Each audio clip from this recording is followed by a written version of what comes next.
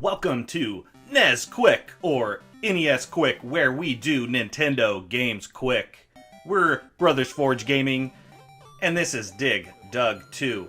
Unfortunately, not unlike many great arcade games of this time, the original Dig Dug did not receive a port to the NES, which is definitely a bummer, but is a great reason to get yourself an original Atari and play some of those great games. Pole Position among another one that did not receive an NES port, which saddens me. That to this day remains one of my favorite original arcade racing games.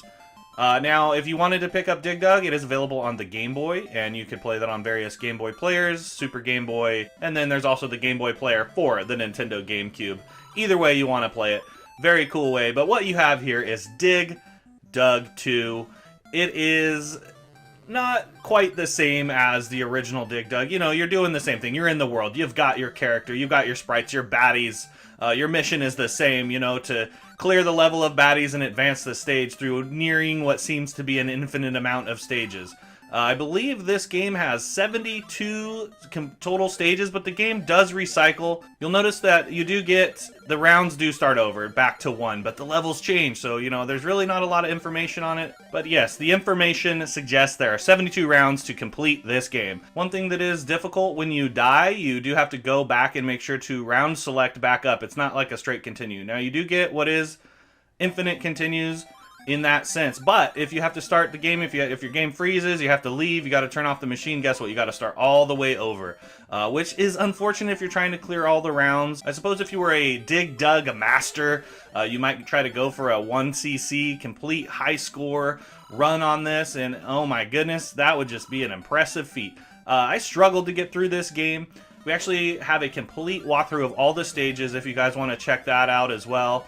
I believe it's about an hour of that, and it, you know, I'd say it probably took me about 3 hours to clear this game from start to finish, which was tough because that's a long session. Like I said, you can pause and walk away and come back and kind of thing, but you run the risk of your machine freezing, whatever. Luckily, that did not happen to me. But, yeah, I mean, if you're looking for a Dig Dug style game, you don't have access to it any other way. This game is relatively inexpensive. You should be able to find it. I've seen it in the wild numerous different times.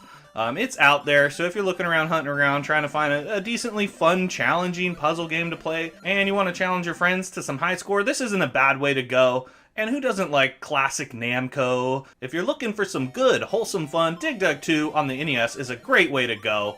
Add it to your collection today. Now, if you guys enjoy what you see here, we have an entire NESQuick playlist where we're trying to cover our entire NES library. Easy and I are getting pretty close to a complete licensed collection, so come on back, check us back for more game reviews on your favorite retro system, Nintendo, baby.